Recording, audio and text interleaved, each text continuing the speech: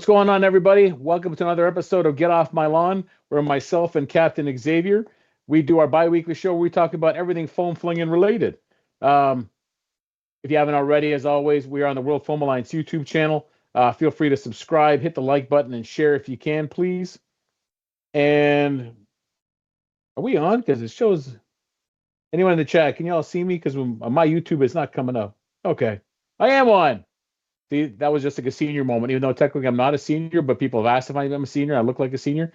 I'm on. Never mind. Senior moment ended. Although, does that give me a discount? Anyways, whatever. Welcome to the World Foam Alliance YouTube channel. As always, feel free to share and feel free to please subscribe, like, share as much as you can. As always, we are a nonprofit. What does that mean? We make no money. So any kind of money that we can make that actually help grow what we're doing, we really appreciate it. Again, if you don't know, our goal is to connect people. Connect Nerfers. There's so many of us that are all over the place, from next door to around you to like countries over. And what is the major problem we all have? Realizing that there's so many of us that are so close to you, but you just don't know that they're there or that they exist. The goal of the World Foam Alliance is to be that connecting factor, that singular place where you can go and find out where groups are, where events are, where people are, and therefore we can actually get together and have fun like we always do. Speaking of which, Ragnar Oktoberfest just happened this weekend, and I was lucky enough to actually attend, and that was my first one. I ended up going with one Andrew, a.k.a. Dart Sweep, and then also with one Maritime Foam who flew out from New Brunswick. Man, I tell you, it's got to be good events, and you got to love it because nothing, and I mean nothing, there are no short, easy trips for that man to come out and attend. It always feels like there's a canoe, there's a plane, there's a bus, maybe some portaging and a hike, and then like 2 days later, he shows up at the event, and he's still willing to come. So what does that mean? If you're complaining and your excuse is sadder and you don't have it worse than Maritime Foam, you know what? You suck. Reevaluate your life and come on, man. Commit to it and come out. If you like it, it's worth it. Trust me. Am I being a prick right now? I probably am, but you know what? I'm full of it. Remember, the gray beard, old man, probably a little senile. So disregard it. Point is, there's such a fun event. We had a blast, man. We had a blast. I flew out with Dart Sweep on Thursday. We got in. We actually met up with the Silver Fox crew, which reminds me, we have a guest today, and today we are going to have Ryan from Silver Fox on, as well as two other people. We're going to have Grim from the Foam News Collective, as well as One Ohio, who's also part of the whole Silver Fox conglomerate. There's many parts of that Silver Fox conglomerate ranging between 100 to 200 people, but I think we have 3 of them right now. Again, I might be lying, but it doesn't matter. That's not the point. So we will be having them on as well. So we met up with them, did the whole event. This is also the first time I have done an event where I flew to. So I only packed one suitcase, and yeah, it is definitely like the smallest table I've put together, but now I have ideas and plans for next time when I got to fly and bring more stuff. But it was a lot of fun, as always, to meet and see people, and we're going to get into that as well. So today there will be a rag debrief. Complaints, probably not many, if any, but just talking about what happened and how we did. Anyways, enough about me. Captain Xavier, dude, what's shaking, man? What are you up to? I'm gluing stuff. I am making rockets. After many, many urges from a certain Al the Geek, I'm stumbling into the wide world of capitalism and making stuff to sell. And what I am making are custom Titan rockets because I am the reason Titan rockets are hard to find. I have been hoarding them like a fiendish rocket hoarding dragon. And so to make up for this, I am making custom rockets to sell because while I feel mildly bad about hoarding half the Titan rockets in the world, I don't feel bad enough to actually give any of them up. So I'm making custom ones, which, from my testing, work as good, if not better, than official Titan rockets. I have a whole Nerf science video that I put together where I put one of them to the ringer to see what it would take to get it to fail. So stay tuned for that, assuming I can get my computer working again, because that's where it's currently trapped. We will see. But right now I'm putting barge cement on the foam heads that will go on the rockets. Our last guest. Who was our last guest? Paper Skeleton. Right. And he introduced me to a drain blaster that I had been previously unaware of. And so I acquired one because it looked like it would be perfectly possible to simply custom make a rocket for it, rather than have to try to alter it to take existing rockets, which you could do, but it would look a little kludged. And as soon as I get this last ball glued, I'll show you what I came up with. I also make altimeter rockets. I've made a couple of them. I've got 6 that I've made for myself. I made a couple for Sergeant Deplorable because he recently acquired a altimeter, and then another one of our local mods recently bought an altimeter, so I made them some altimeter rockets. I don't plan to mass produce them to sell because there just aren't enough altimeters in the world to make that worthwhile, but there are enough Titans in the world. But I might be willing to do commissions if somebody out there has an altimeter they need rockets for. All right. So, this was the gizmo. It's a drain blaster. This is the air tank. It simply has a button on the top, turn it on, pump, pull the trigger, it chooches. The problem is the diameter of this is 2.5 inches. And the largest rocket I'd previously made was a 2-inch diameter bore for the altimeter. So you would either need to make an attachment that went on the end, which would make this absurdly long and awkward, or you'd have to custom make a rocket. So I did. I custom made a rocket. Now this rocket is actually larger than a Titan rocket. It's a little bit longer because the head is longer and it's wider. But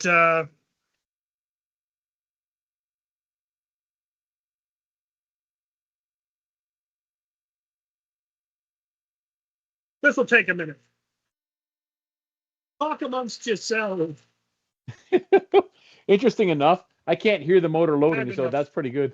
Are you ready? All right. Ah! Bazooka pistol. No Everybody needs modifications one. necessary to the blaster whatsoever.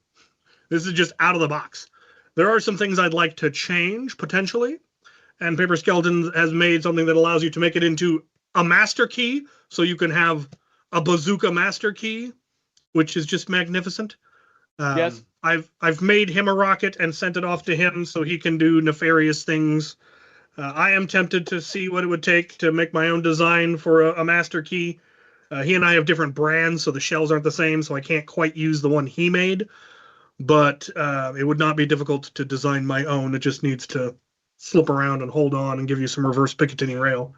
I'd like to move this button, because once you have it Picatinny railed, it's going to be hard to get to that button. So you either need an extension that drops it down so you can push it, or just move it somewhere else. We'll just have to look at the shell and see if it could be moved to the bottom, or maybe as a rev trigger, or move it to the side if there's room. It all depends on where the internals are. I was also wondering if you find like the brand name, maybe they have another version of it where it's like the same diameter, but that button is in a different place. You never know. Every brand is probably slightly different. I've seen motorized drain blasters before, but not one at this convenient of a form factor and in my colors. So now I have that, and I have the ability to make more of them. It will launch that big Herkin rocket about 80 feet. The custom rockets that I have a launcher that will get them 150 feet. And that's an impressive range for a dart, much less a rocket. So that's fun. You know, I almost feel like just because of size and ridiculousnesses, you have to put one on your moose. I tried making a barrel shroud that just would go over the B-car on the moose. Yeah. And unfortunately, the moose does not have enough plunger volume to fire a rocket that big when it's got the full barrel on it. The mammoth might be able to, but the shroud that I have on mine makes it so there's no way for me to put a post on it. It would also still have an inordinate amount of dead space with that barrel. I have talked with Moose, like, can you make something that's just the plunger tube and a 2-inch post? We don't need a barrel. We don't need a magazine well. We just want a spring-powered bazooka. Because we've got the Fenrir now, the little one that fires Demolisher rockets. Well, let's get one that fires Titan rockets. Technically speaking, the Ultimator is a Springer.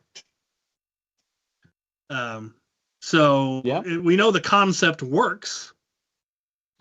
Anyway, I've also told Moose that if he designs something, I'll make a rocket that works with it. The nature of how I've set up my whole rocket making. Yeah, my whole rocket making system allows for infinite customization. So I've made tiny rockets using the exact same process. This fits on a Demolisher rocket post. I like those better than Demolisher rockets.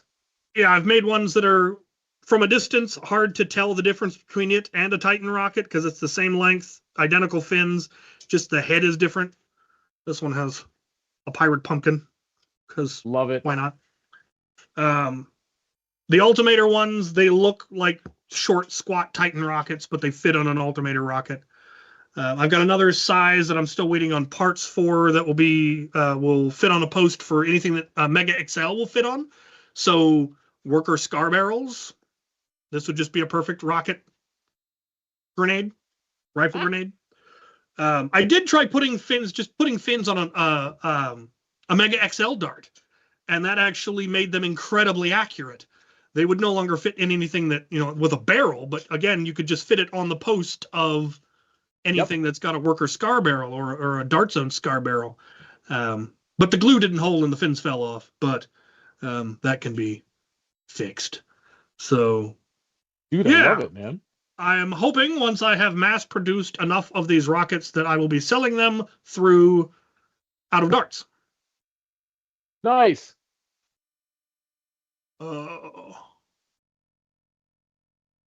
That alone, just because of proximity and ease, because shipping, even though I figured it out, shipping's a pain. Where it's like you just got to drop off loads, and it's like, here, you did thanks. Yeah, that's kind of the plan.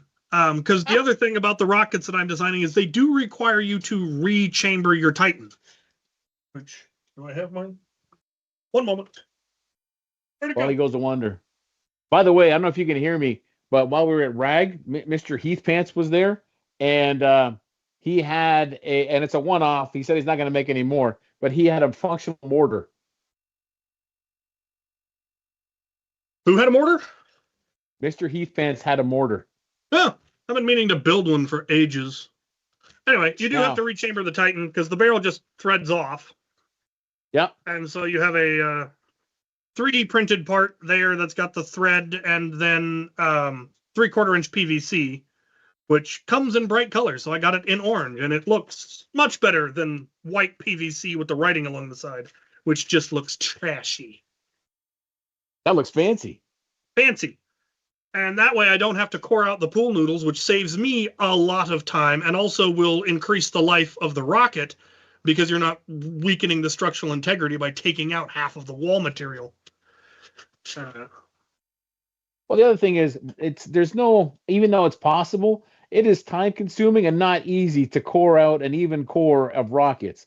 It's not like you get like a drill bit and away you go. So yeah, I tried it that way once upon a time. That didn't work. I did come up with a way I can core them because obviously I have to for the Ultimators because they need a 2-inch bore, and you can't really rechamber an Ultimator. You could, but it would not be good.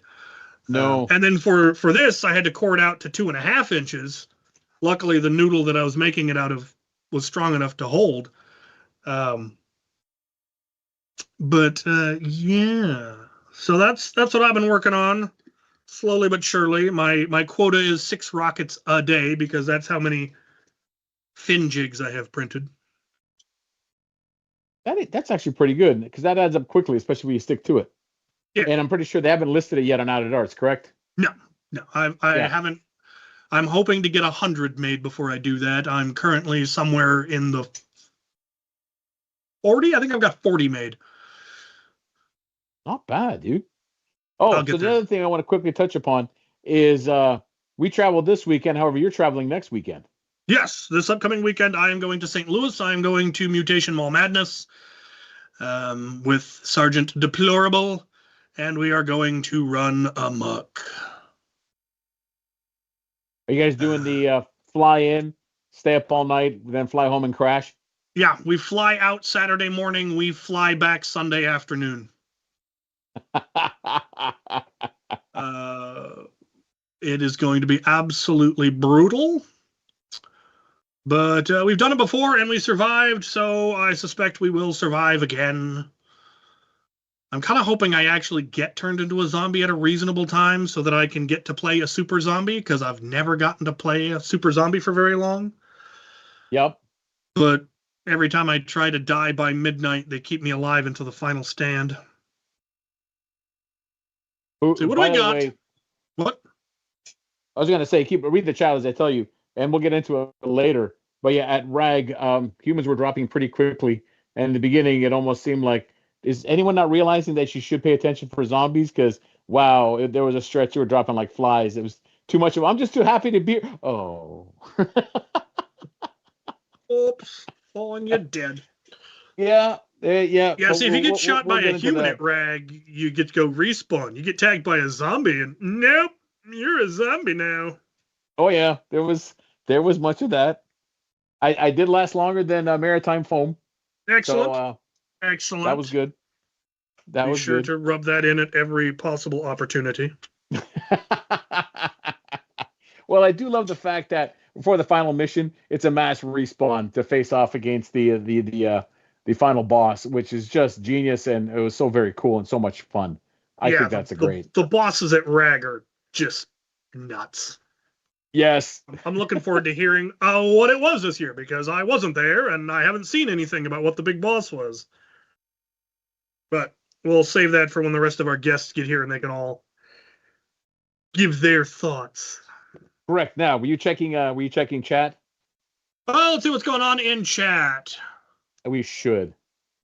What do you think of the Lego Gremlins Gizmo set? I didn't know that was a thing.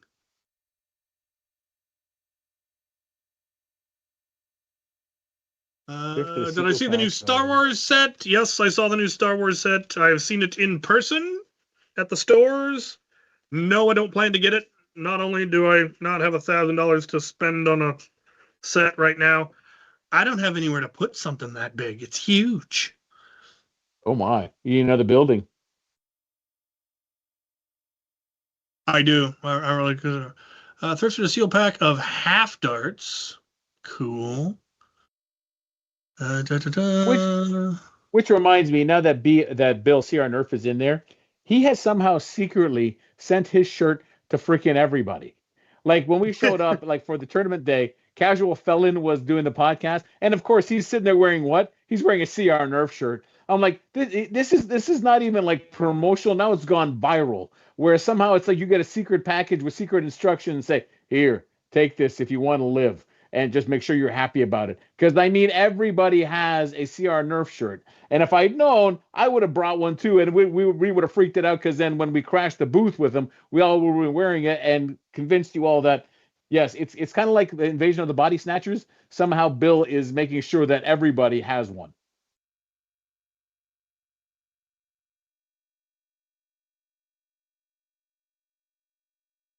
You're muted, by the way, buddy.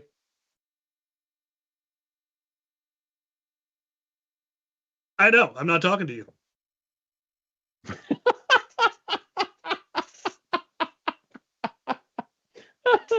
But yeah,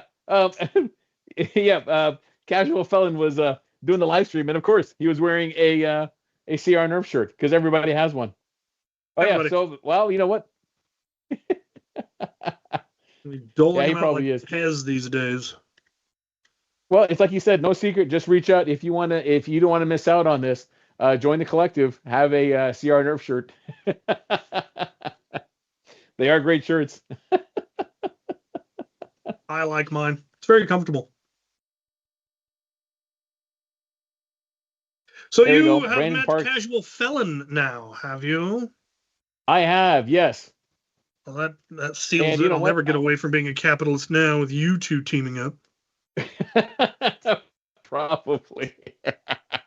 We've got along. We got off very well. Yeah, he's a lot of fun to talk to, and about many things. So yeah, we enjoyed it very much. So, which reminds me, he'll probably be on the show in the next few weeks. I would hope so. Yeah. Yeah. So I told him, he's like, "Yep, I'm in." All right, perfect. So he was our first choice, but unfortunately, we had to settle for other people. I mean, wait, did I say that out loud? Is this on? Oops. I'm kidding. They know that, and I will. They can give me crap for it later. But yeah, no, but I saw a lot of people. Familiar faces is always so obviously hosting. You had Out of Darts. You had you had you had Silver Fox there, which was great because so being on the East Coast for like Maryland Mayhem and stuff, they always have booths, but at the same time, you can only fly so much without a large endeavor. So it was great seeing both of them with their booths being able to drive down, much like I do for Mayhem, and just seeing like the full booth that Silver Fox puts up and Out of Darts. So it was very impressive and very extensive, which was a lot of fun to see, man. So it was we're very happy to see that. And if you didn't, and if you ever want to see that, yeah, come out to Rag. Like it is work to put up a big booth, but you will see it all, and it is all on display. And like I always tell people, the advantage of events like this is free shipping. You know why? Because you just take it with you. Like, come on, man. That alone, especially if you live far away, is gold. So that was nice to see. Oh, and then also in the back, and I can't remember who it was that was doing it, but you have it was for what was it for? The one that was selling root beer floats. Make your own root beer floats. What? And Yep, me three not bucks gives there. you a cup. Yep, it was genius, man. And for health reasons, so you pay the $3. It gives you the glass, the can of root beer, and the ice cream, and then had chocolate or caramel sauce. Kinky nonsense there at the end. Oh no, it was good, man. I should have went back and got more. It was genius. I loved it. It was great, man. It was Very great. cool. I've All still right, so got a then few root beers from my trip to Detroit that I haven't finished because I smuggled a bunch of root beer out of Canada. And where? So what are you I'm at now then? 176, I think. 176 original root beers that you've tried, Yeah. dude. Up from 60 earlier this year. It's gotten out You of hand. know, you put a little message out on the internet. Yeah, when I went Hello. to Detroit, there were 3 new root beers that were brought to me at the event at Z13. Um, and then we snuck across. We found a couple on the way to Detroit from Cleveland, and then we found a bunch in Canada at a soda shop. Um, Hoping to find something in St. Louis while we're there. You probably will. And I'm hoping later this year or early next year to get down to Phoenix. There is, in fact, a Nerf club in Phoenix. And there's a soda shop there that, according to their website, has 20 root beers that I haven't had before. So, Holy cow. uh, and Andrew Rocket from the crew, he's from Phoenix. So he's got family down there. So it's a great excuse to get down to Phoenix and look for root beer and do some Nerfing. Oh, I didn't realize that because we had him because he was up at Rag. So we got to hang Yeah. out with him this weekend as well. Yeah. Very good. All right. What do you think? Should we bring people on or keep them in suspense much longer? Definitely bring them on because I have to start gluing fins and I'm running out of E6000. All right, ladies and gentlemen. So again, as always, we love to have our guests. And today on the show, we have 3 people. We do have one, Ryan from Silver Fox Industry. We have Grims from the Foam News Collective and Ohio, who is also part of the Silver Fox family there. Gentlemen, man, welcome to the show. They were also with us, well, with me at Ragnar Oktoberfest. So glad to have them on to join in case, well, my brain goes blah or I forget to mention something, and they can call me out if they can call BS if I say something that I'm not supposed to or was wrong completely. So everybody wins in this. Gentlemen, welcome to the show, man. What's going on? Hey, thanks for having us, man. Thank you. Thanks for having us, Al. I was gonna say, Al or Chelo, you can order a root beer float from Flywheel the World. They'll Yeah, ship I it. mean they had a QR code and everything. You could just scan it and order it from the website. Just have Caster hand deliver it or whatever, straight from Australia or something. No, I'll it's figure it's it not out. from Australia. He's down in California or something. Okay, He I'm just sure.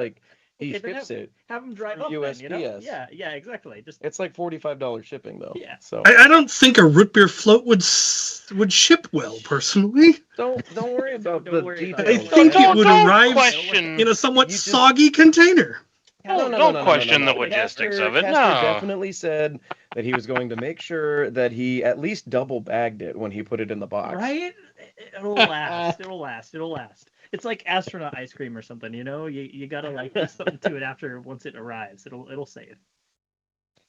Oh, that's awesome. So yeah, brother, guys, welcome on, welcome on, blah blah blah. Welcome to the show. Good to have you guys all.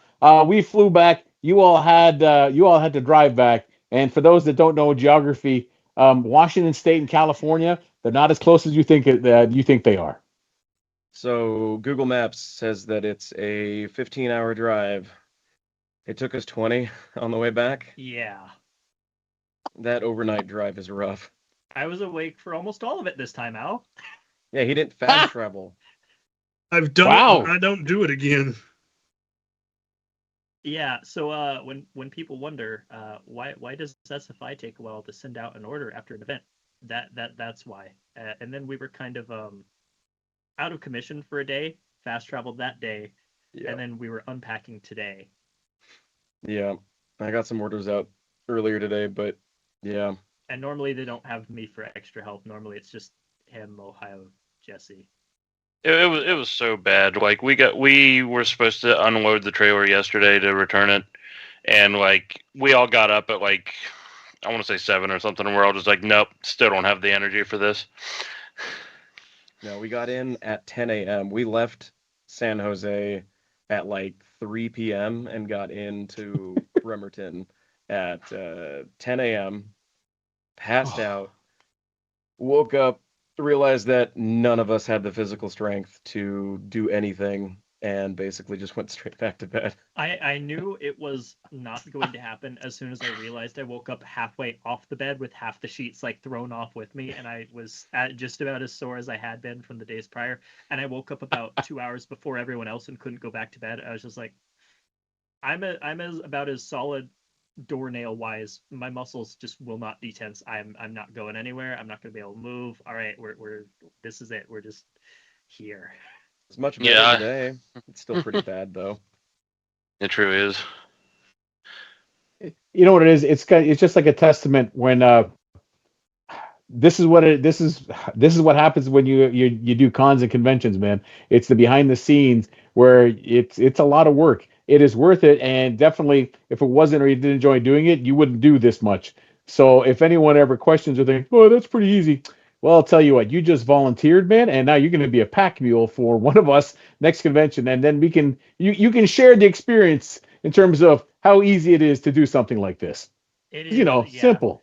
I can say, having helped them out a couple years now, it is absolutely brutal. I don't know how Ryan and Jesse ever did this ever. I mean, it's awesome. The event itself is awesome and everything, but like the actual sheer effort they put into putting everything together to make sure things are nice for the people at the convention and making sure there's stuff people want or need.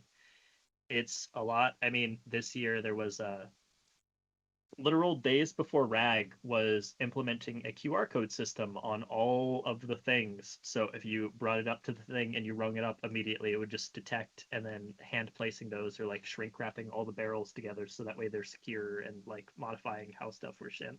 Yeah. That was Wow, fancy. Prep is I mean, always difficult, but I don't know. Like, I think it's fine because like we have a big trailer. Well, we usually have our little trailer, but we rented a big trailer this time to fit everything in. And like we got the whole booth set up in like, what was it, like an hour and a half or maybe something? an hour and a half or something Yeah. like that. Something along It wasn't those bad.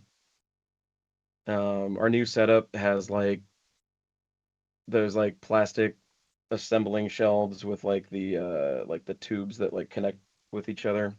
And we got some plastic pegboard that we wedged in there and had like basically aisles in front of our booth and fit most of the worker stuff and all the scared stuff. Nice thing was too is like say you need a particular spring for like comp or HVZ, they had most of their varieties of springs on one side. They had a row for hardware for miscellaneous types of screws if you need, or O-rings if you needed something last second. There was another one for like flywheels, motors, different dart types, different various things. So basically, if you needed something and it wasn't too niche, chances are they probably had it. Yeah, we tried to think of like what were the most common things people usually come up and ask us for, like to fix their blasters or to down tune it for HVZ. And unfortunately, we forgot a couple things because we were up so late packing the night before that just some of it slipped our mind. But we had mostly everything that you would have needed. Well, which was great too. They brought out those tables right in the middle of the actual gym, so if people could literally buy it from you, walk about 10 feet, sit on the table, and assemble it there. Which is also great when you realize, wait, I need something else. Run back over and buy something else, and then come back and do it. Which I think is great. No, Did you actually have somebody do that? Did you see it, or? I think I don't know. I was all over the place. Yeah, no, it was just kind of a whole flow state thing.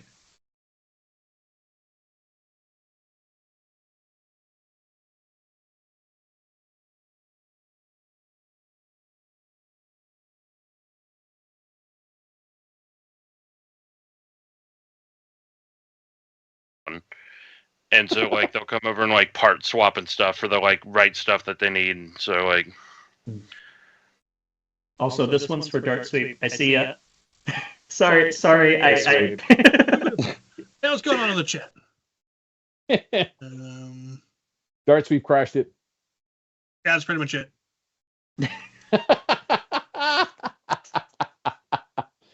All right, so you want to tell everyone then?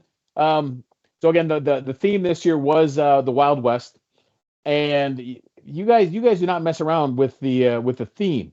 You want to tell them? You want to give an overview or exactly what your job was for the Saturday, for Friday? That is Saturday. Yeah, so I got to do Expo 2.0. No, I set up a booth in the middle of the field and ran the saloon.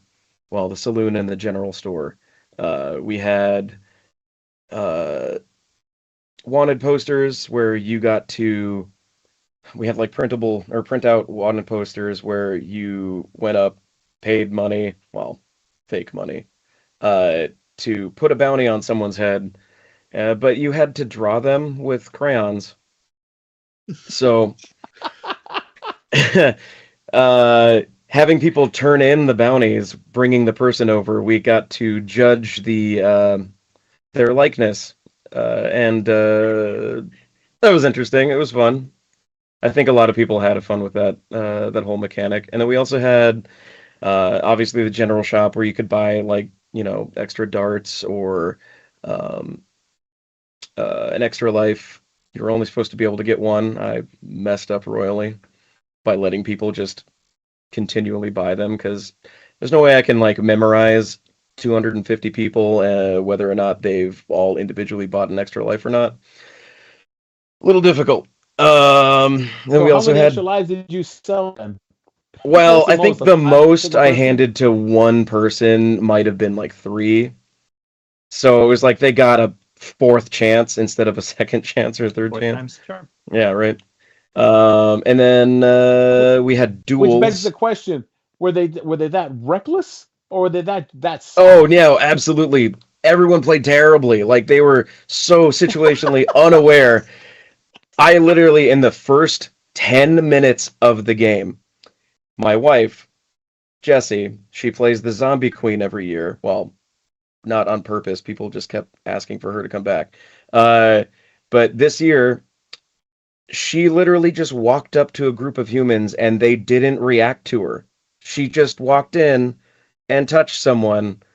And they're like, oh, I guess I'm a zombie now, huh?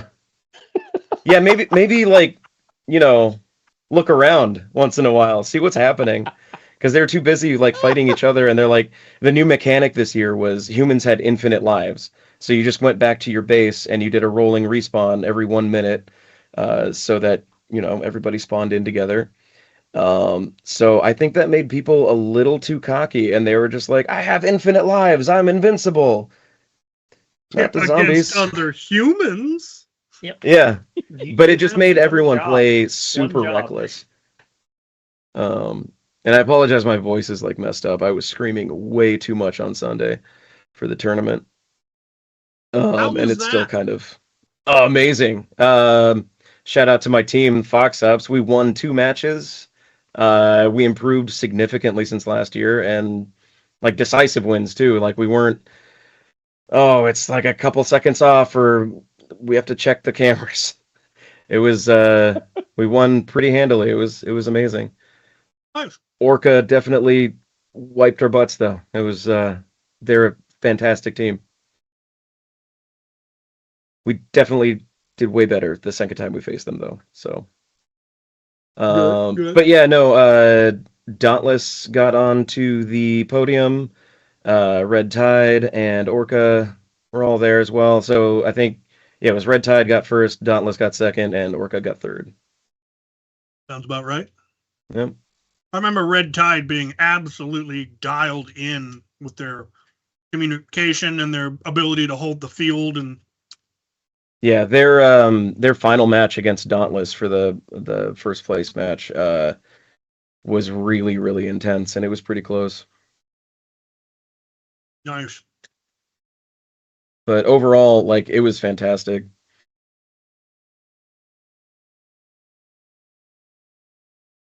Yeah. I think that made it a triple. Yeah. 3 years, I think 3 years in a row, right? Yeah. So Someone's got on pretty crazy, crazy. man. That's just I that's know, like right? Magic Smoke. They won 2 at Mayhem, and they were finally on Thrones. It's like, come on, man. You got to make it think it's possible. But at the same time, you got to practice. You got to do it right. You can't just walk in and win. Yep. You gotta want it. Well, I mean, you can walk in and win a little bit. Definitely shout out to the Downpour peeps for coming in and doing as well as they did for being newbies. The other teams, there was a couple other newbie teams too. They did really good too, actually. Yeah, Downpour, our new team up here in the Pacific Northwest. I think they're mostly based in Oregon. They did phenomenally. I think they won 3 of their matches or something. Yeah, it was like the college Yeah. kids.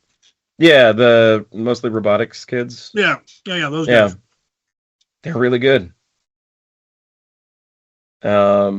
But yeah, we this year got to play in the football stadium on turf, so the Ooh. field was really nice. Much nicer than all the holes and bird. Yeah, much nicer than all the holes in the ground and last minute sand filled holes to try to make it a little more You're even. right. Dirt Suit mentioned target rich environment. That was their first. Target rich environment was their first comp. Yeah, they did pretty good for a newbie team. What was the game mode this year? Same as It was, usual. King of the Hill. Modified King of the Hill. It's now basically hold the hill. So instead of just tapping the button to capture it, you have to stand there and hold the button down, which basically makes it so that either you throw a flywheel player on it that can fire in their offhand, or you're sacrificing your 5th player to gain points. And even then, like, even if they have a blaster, like, they're generally like laying down on the ground trying to use the bucket as cover because it's out in the That's open. what I was going to ask. Because how many people were hiding behind the bucket with their hand up? Yeah, normally you had someone like laying down prostrate, or there would be someone on their back, so they'd have their hand back on the button upside down, and then they'd be shooting behind themselves indiscriminately, trying to hope that they didn't get hit, essentially. Yeah. Or they're behind the snake trying to reach super far. Yep. Definitely the buckets were further away from the snake than I initially anticipated, because the map that Jane gave us said it was 3 feet, but I might have been shorting it a little bit during our practices, because we were like, oh no, it's way out there. This is gonna be bad. So you got people Say, like if it laying was on the close up to ground. cover, did anyone think to bring a stick? Oh no, you weren't allowed to touch the button with anything but your own hand. So I see. it prevented using a blaster to poke at it from out of cover or something like that. But yeah. And they It was a had great they had time. a practice field. They had a practice field set up the day before, correct? On the Friday, before the expo happened, they had a practice. It's Now, is that normal where they set up a usually practice field? I don't think they do it on the in the stadium. I think they do it like at some park. I haven't been there just because every time I'm prepping for the expo, right, that happens right after the practice ends. So Timings at That makes events sense. are just always so tight. You just Yeah. one after the other, just bam, bam, bam, bam, bam, bam, bam. So you got to be really dialed in for everything. yeah, For you, that leaves absolutely zero tolerance to work with. yeah, pretty much because it was like we got to set up starting I think it was 2 hours before the expo started, Yeah, and that just Yep. wouldn't have been enough time to go to the practice, play, and then also set up because the practice ended I think like an hour before the expo was supposed to I start. think we were only done setting up 10 minutes before. Yeah. I mean, I was still kind of I mean- like shifting things around on shelves Yeah. while people were walking in. I was gonna So- say 10 minutes before, more like half an hour after, because you were still moving stuff around. Yeah. Which I get. Af- That makes sense. After doors, everything just kind of goes, and then you're just kind of forgetting how long things have been. I think it felt both long and short, the convention. Mhm. You both simultaneously thought you weren't doing very much and thought you were doing like everything all at once. Yeah. And then you're told, oh, half the convention's over. And you're like, wait, what? Yeah, time flew by so Oh, quickly. absolutely. I'm glad I got to make at least one run around the convention floor to see everything because I didn't last year. I had enough time to go talk to Luke, well, the Lukes, and then go talk to Joe over at his table, and I think that was it because I got called back and I couldn't leave again.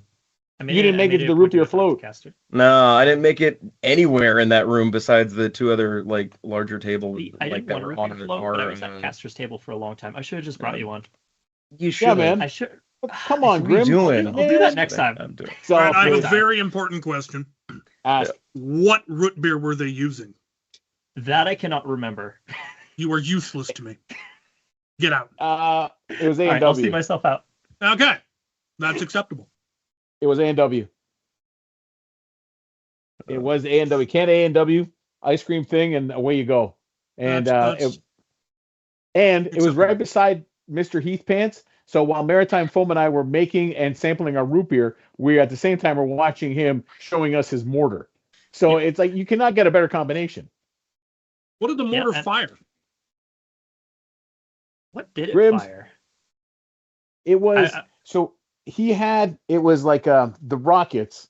I think they were just spring powered, and then depending on the load you put in it, so he pull it out, put whatever darts were in it, and I think he was the one I saw was like basically was like 9 or 12 half darts, and then when he dropped it down the tube, it hit, and then that's what caused the spring, and it was clearing the other side of the gym, and a couple of the things were hitting the roof of the gym, so Neat. distance was good. I remember seeing the spring and like that it impacted. I was like, oh, okay, so the mechanism's all in the shell. And it absolutely went when it fired. Because I think you guys were getting your root beer floats, and I think I may have been briefly talking to Caster. I was looking at Yep. you guys. I saw it drop, and then it went off to the sky, and then into Neverland, never to be seen again. He's not going to mass produce them. He might just sell that one off, but still, it's a great idea. I think most of his stuff was for sale at the table. Even the auto cannons were. I got the pleasure to actually shoot one of them. I had to put on some shooting ear pro though, because oh boy, does that thing ring, and it is hard to prime. So they had to go ahead and prime that for me. Though that people having to prime something heavy for me is kind of a given, honestly. We all have our strengths. How much was he selling the autocannon for? Do you know? I want to say it was like 300-400, something a little above that. It was somewhere in there. It wasn't crazy, but it was still made sense. It was a definitely max. I would have guessed max would have been 600. It was like anywhere between like 400, 600, somewhere in there. I think is about more correct somewhere. And I'm not They sure were if it was big old things. collapsible. I don't And, think like, it was. Yeah. You think I could use that as a carry-on? Yeah, here's my carry-on. You would definitely get a lot of strange looks from TSA. That is for sure. Yes. And Weirdest thing I've taken in as carry-on was my 3D printed solid proton pack. that's that's right. Here's But it my worked. personal item. This was giant... my carry-on Oh my one time. God. Yes. From Mayhem. You know, And I had to resist the urge every time somebody asked, because TSA asked and lots of people in line asked, and I had to fight the urge when they asked me what is it. It's like, it is for my Flammenwerfer. It's for Flammens. But I told her it's for Nerf. I'm like, what? Yeah, Nerf. No. One of these days I'll get it to actually do something. I don't have a blaster to hook it up to yet. I have plans. I was On gonna the say list. though, I mean, like the benefit to that thing is like it has such a big interior. You probably could have used it as a regular carry-on and put all your clothes inside of it. I did. That's why. That's fantastic. You know, it wasn't hollow. It was full. Oh my God. You acquired a lot of Too stuff. good. I got a lot of stuff at that event, Yeah. and it weren't going to fit in my trunk. No. Much like for us, so Anthony, he just did a carry-on because he didn't want to deal with TSA and everything else, traveling as much as it was, and he said so he didn't get much of anything. Meanwhile, Dart Sweep, Andrew, I think he came with like 3 blasters and went home with 27. I'm exaggerating, like but everything disappeared into his room and it magically popped out all in the suitcase. I don't know how he got it in there, but he was also one where he did get a ton of stuff. Yeah, there was like a Fowler's Concept Magnum, a unicorn. Did he get a boxer? I can't remember. No, because he has a couple already.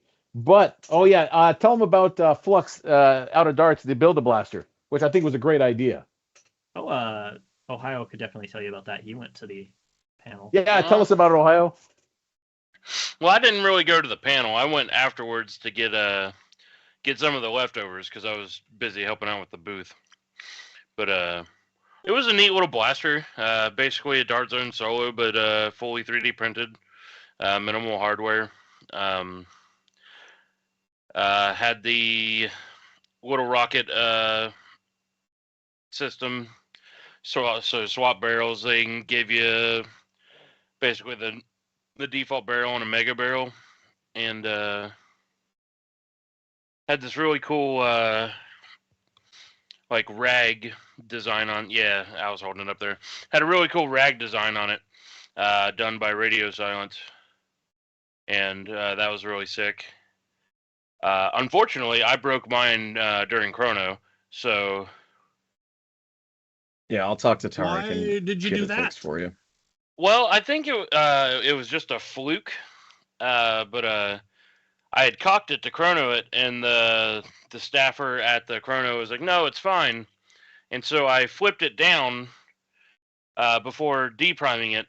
The barrel had activated the trigger and somehow like exploded the plunger rod from the plunger head. No, sounds about right. Yeah. And so didn't even get to fire it. No. Well, I mean, the spring in that thing is really beefy. So, like, I can imagine dry firing it with nothing in it is gonna do some damage. You know? The amount of times It'll we've cause had problems. to tell people at RAG not to dry fire something. Yeah. That's every convention, everywhere, all the time, even with people that know what's going on. And then sometimes you look away and a couple blasters get dry fired off, and you're just like, "These still work."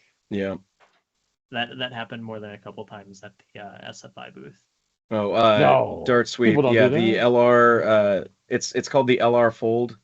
The Ragnarok skinned one is exclusive to the event, but the blaster, like the base version of the blaster, is going to be carried out of darts. And I think they said they're releasing the files at some point. I'm not entirely sure, but They've been a little less stingy about their files lately. yeah. Yeah, I think it was with the is it the Juno is the current Yeah. Yeah, the Juno, Juno, I believe they had mentioned that they had kind of affirmed a goal to try and make things more readily available to Yeah. hobbyists, I believe. It was something along those lines where they're wording for it when we covered it, however long ago that was. hmm I don't know. I was Yeah. so excited for it, and it broke because I was gonna modify my Dart Zone Solo to their little rocket adapter, but I realized that they only sell them, and they didn't have a rag pickup this time, and I'm literally looking at it the night we're getting ready to leave. So I was like, oh, not doing that. And then I found out the Builder Blaster was that, and I was like, oh, okay, cool. And then I broke it and I couldn't fire it. The interesting thing is you shouldn't have had to chrono it because what Luke said was that they were automatically qualified for the chrono, even though Yeah. they were spicy. Yeah, I Yeah, don't but think I don't think they actually like told anybody that. Yeah, there was a similar There's thing with the that. staff kind of being a Listen. little confused with certain things. Like I remember I showed one of them a sock, and they were like, "Wait, what are we supposed to do with these?" And they're just like, "I guess we'll make sure there aren't rocks in them." And they're like, "All right, these are good." Well, no, And then, it literally it literally says in the Out of Darts video for the rules briefing, like, take your socks to the staff to get them like checked and make sure they're fine. So we went to go ask about it, and the staff's just like, we don't know what you're talking about. Yours weren't up to code. It was though. no, it was supposed to be just checking how they were built because like you're supposed to do like roll them up and then do duct tape in a cross around them or something to make sure that you can't like undo them, fill it with something and then put them up again because they just want to avoid people accidentally or on purpose throwing hard objects at zombies. Yeah, that makes sense. That makes a lot of sense. So they told everybody that they had to have them checked to make sure that they followed the build guide. But a lot of the staffers weren't exactly aware there was a build guide or a way to build them. Yeah. So it was a little bit confusing. Thankfully, our socks cleared. Ohio lost his favorite one. I was so mad about that. I drew designs on all my socks and everything, and I threw one sock pretty much the entire event, and someone ran off with it. I was so upset. It was my favorite one. Rude. Ohio made some for me too. Brian? They were super sweet. Oh, so on that note, that is a great segue right now. So back to and you'll know why shortly. That everyone, the rest of us know why. So back to the Stalking Dead on Saturday. Obviously, for those that don't know, the big respawn at the end for if you want to stay a zombie, you can, but then for the final boss. Now, quickly in the chat, if you have a guess, if you were there, don't say it. Don't otherwise. Yeah, I don't don't spoil know. it. Yeah, you'll be frowned upon, whatever. But anyways, the point is, if you want to guess for Wild West, what would be a great theme for people to shoot at for the final boss? Well, given what you said about Segway and the noise in the background, I have a theory. So anyway, Ohio, how was your time on what team were you on? Blue team? Oh yeah, it was fantastic. I was on blue team. I was also on blue team. Hey. You know, accidentally competing in a competitive game when I haven't played a competitive all summer long. Yeah, tell us about that. Then we'll get back if people actually guess. oh my goodness! Because I've been helping out up here in Washington running Waffle, and so I've been reffing all the competitive games for like the locals and stuff to play, and then the Fox Up and Downpour people to like practice when we were actually doing like practice games. And so for all summer that I was doing that, I never played a game, never participated in any of the comps, and then just during the HVZ, like one of the staff's like, "Hey, we're just gonna do a fun little like 5v5 mini game," and I'm just like, "Okay, it's Wild West theme. Like we're just gonna like have duels or something and like shoot at each other with like single shot blasters or something." I was like, "I'll do that," and you know, we get escorted and we're taking a little quote unquote train ride, and next thing I know, I see a field full of inflatable cover, and I'm like, well, that's not great, but let's just hold on and think about this for a second. I'm trying to be hopeful, trying to be optimistic. And then as we get closer, I see that 3 of the cover and equally spaced portions have a button taped to the top of some sort, and I'm like, well, that just got a little bit worse. But I'll wait. I'll see what happens. And then we get there, and they're like, yeah, we're waiting for yellow team. We need 5 more from them. To discover it was a 5v5v5. All 3 teams were participating. And the spawns were equally spaced apart. And that's when I just kind of had to give up and be like, no, this is competitive. And yeah, so we ended up running a 5v5v5 competitive game. And for someone who never does that, just running your balls off for 6 minutes, it's kind of hard. It really doesn't help when one of the other teams has an entire 5-stack of competitive people that played competitive on Sunday from different teams. And so that was a little rough. It was a lot of fun. Blue team ended up coming in second, but what a time. And it's great that they incorporated it into the event, and a lot of us didn't know. And the train ride, the whole point was if you commit to it, so as they're trying to transfer you to the field, that you're not getting picked off. So they did grant immunity to get people back and forth. Otherwise, why are you going to say, yeah, I'll go with you, and now you're dead? It's like, thanks, man. Like, why did I do this? Also, side note, so again, with Ragnarok Oktoberfest, when you start with a limited number of darts. And as it turns out, and those that were admins can correct me, but they were supposed to put out random assortments of darts on the ground all over the place so you could pick up. They forgot to do that. So yeah, so what happened was the people that had the ammo boxes that were all bagged up and everything for them to distribute,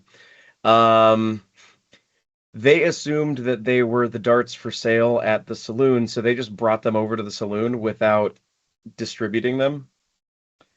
They rectified that when they did the first field wipe. They were just like, oh no, we need to get some ammo out there. People are running out real quick. Yes. It at the very least made my time a little less rough because while everyone had to come to the saloon for their other objectives, I also had the other objective of getting my cartridges to fire my blaster from Ryan, because I remember we showed up with their extra water and ice so they don't die at the saloon. Event is getting ready to start. I say, okay, Ryan, my Ace of Spades needs its cartridges. Where do I get those? He says before the game's about to start. Oh, just go over to the saloon. I'll have them for you. Yeah. I had to firefight my way through. Well, you asked me as they're doing the countdown hey, get to your spawns because the game's gonna start, and I was like, oh god, these are buried. I need to find them first. I also spent all our times bringing the coolers though. Yeah, that's true. Yeah. Anyway, I'm hearing a lot of excuses. By the way. I'm hearing a lot of excuses. It was a very funny side quest though, because it meant I had 1.5 cartridges basically to work with, and I had to firefight my way there and back to get it. Made for a very fun objective, and then I had a couple cylinders for the rest of the game. Showing up to a event with a stock flywheel revolver that you then have to reload very slowly every single time and shoots about half as far as everyone else was very fun for roleplay. Not as effective, but I would have totally done it again simply because I love the blaster. Next time I'll just let you borrow my brushless Ace. Would you like to talk about your brushless Ace of Spades? I spent 3 days before the event converting an Ace of Spades, 2 of them actually, to brushless motors. That's incredible. It runs on 2S. Full length darts were hitting basically right on 130 FPS, and that was with no optimization with the wheels and cage. I just made something real quick or modeled something real quick, got it to the point where it sucked a dart through it when I plugged it in, and was like, that's good enough, I need to just keep going. It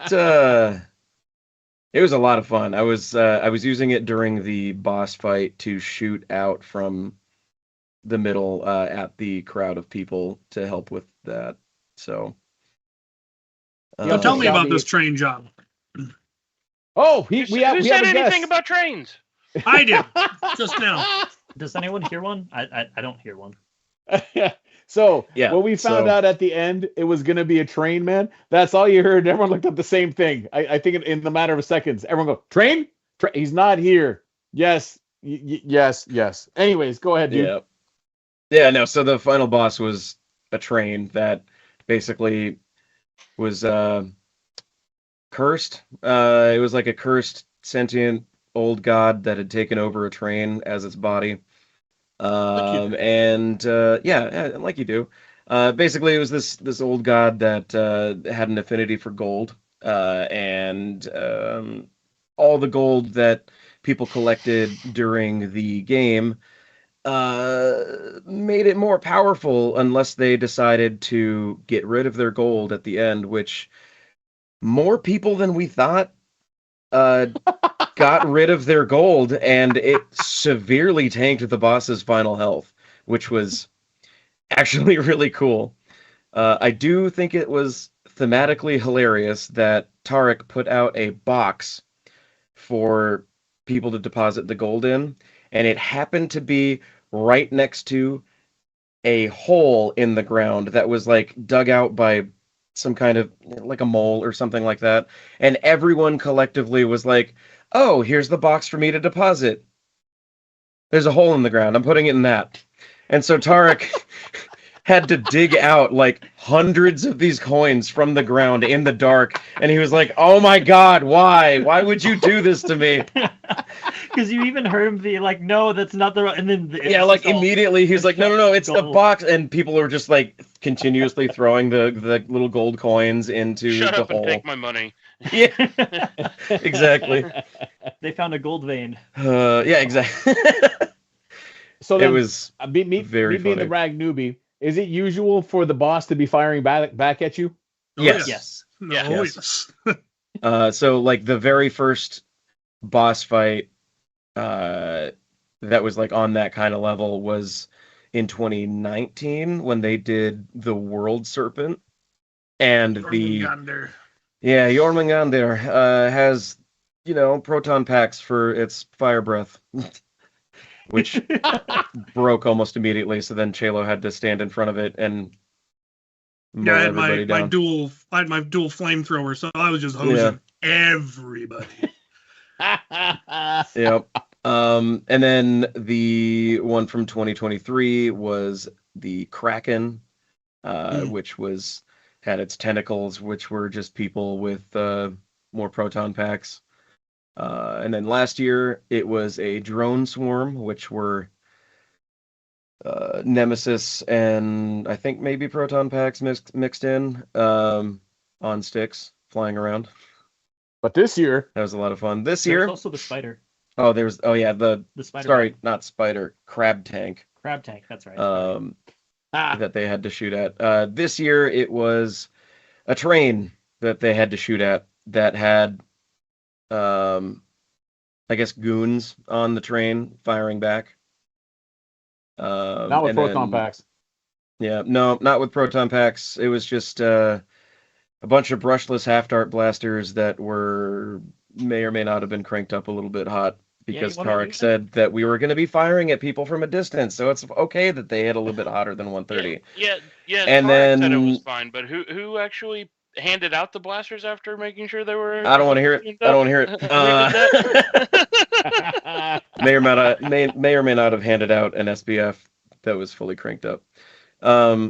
Allegedly. Yeah, no, Allegedly. Tarek was This is like, all "Oh, hearsay." they'll be in the distance firing at the train because you can't get near it." They drew a train track in chalk around where it was moving, and they're like, "You can't cross this line." But the line was like 4 feet from where the train like did its circle. So everyone was just getting point blanked by like 150, 160 FPS brushless blasters on full auto. It wasn't Didn't even we have just people that. over the It line was, too. it was just the players were like, "Hey, we can't cross this line, right?" And they're like, "Yeah, don't cross that line." So they're just carnival ring toss gaming it, basically like, how far can I lean over the line before like. Yeah, they were definitely gaming it to get as close as possible, like holding their blaster over the line to shoot the targets in there to get it to register. The other problem you get with that is that players weren't realizing that the boss was what was hitting them. So they'd say no crossfire, and they wouldn't be taking their hits from the boss when they should be Yeah. immediately bleeding out. When they instead they just got pelted with a brushless blaster or Ryan or one of the other people behind. Yeah. Or if it wasn't that, they were getting shot and they're like, the boss shot me. What do I do? And it's like, what have you done all day when you got shot with a dart? What do you mean, what do you do? Like, the dart mechanic still applies. Yeah. I don't know, man. I got shot by a vehicle. I didn't sign up for that. Yeah. No, but overall, this was like probably one of the better Ragnarok events that happened. I loved the pins. I loved the fact that there were little Yeah, the secret objectives collectible or- badges that we did this year. So if you did certain objectives or played mini games, or there were some secret ones that were like, shoot someone at high noon. yeah, well, yeah, it was like duel somebody at the saloon, the high noon duel, or betray a teammate or something, or like a friend. You get like these collectible pins, and I think a lot of people really liked that. Yeah, I mean, so- there was someone that had like 13 pins. I know another people were Well, leaving. okay, Oliver, Yeah. Netrunner, walked away with 16 at the Yeah, end of the you at the end of left the the people event. There were decorated only at, 20 like- to earn, and so they were only 4 short. But Yeah, some of those were like almost impossible to do. Like you couldn't get all of them as a player. It was, yeah, because some of them were like team specific. It definitely activated people's gamer brains. Like, ooh, achievement. Yeah, exactly. yeah. So we'll probably be expanding that more next year. Well, yes, Wolf, Hopefully. it's high noon. I yelled that every time I was officiating a duel, even if it wasn't noon. It was like, it's high noon. It's actually 1:30, but it's high noon. It's high noon somewhere, Somewhere. right? Somewhere, Yeah. exactly. That's how the song goes, right? It's high noon somewhere. Yeah. I mean, I was doing my best McCree, but you know. And it's Cassidy. It's not McCree anymore. Oh, sorry. Wow. I mean, you can tell how long it's been since I played that game. They changed the name in the time that. So I have that to player. share how one maritime foam got turned, and it was funny because he's standing, and at that point too, we were all part of blue team, and there's a number of us around, and he was standing beside Flux, and I can't remember who else was standing with them. There was 3 of them, and like where Flux and Maritime are standing here, someone's over here, I'm over here, someone's over here, where one of the zombies again just quietly walked up right amongst them because the 3 of them were looking at a map or his phone, and quite literally just put his hands on 2 of them, and all 3 of them said, "Hey, gentlemen," and then all of a sudden I can't remember which one said but one cursed loudly, like, "Really? Yep, you just got nabbed, man." And that was pretty early on too, where he's like, "Damn it, man." But like we talked about in the beginning, it was very common where a lot of people, because we're just, I think it's the comfort of human against human, infinite respawn, and there aren't that many zombies, so you are operating from a sense of like, "Oh, I'm good. Plus, I'm right near the base. There's a lot of us," and as a result, people were just too comfortable. So Well- he got tagged out pretty quick. I think it was just like trying to think how the nicest way to say this possible. People just played this really tactically dumb on both sides. Yes. Humans did not play very smart for a while. Zombies took a little bit to get organized. That's actually why we had the reset, was because people just played so dumb that there just wasn't enough humans before the end of the game. That we gotta fix this. It was Well, they insane. always offer it every year, the reset, but like this year it was especially egregious. There were so many zombies. They always offer it, but this year it felt more like a necessity than an offer. Like, listen, Yeah, you no, you got to absolutely. take it. Like, I, mean, I didn't think we ended reset. I up with thought it was almost like 70% zombie or No, humans. there was technically 2 resets. There was an Act 3 reset and then the final boss reset. Yeah. I didn't think And Act 3 did reset, or I didn't hear that. I was there wondering somewhere else. was. It just normally never happens. I don't. Yeah. At least I don't think there normally is. All right. No, Then it's I got usually just for tagged. the boss fight. Yeah, that's right. Yeah. Then the way I got tagged, again, coming out of blue base, and again, the other thing was everyone assumed that at your base was a safe zone, but your base was never a safe zone. But The anyways, only safe zone was the saloon, and I don't I understand know. why people didn't realize that. Yeah. With a lot of assumptions, and we're dumb.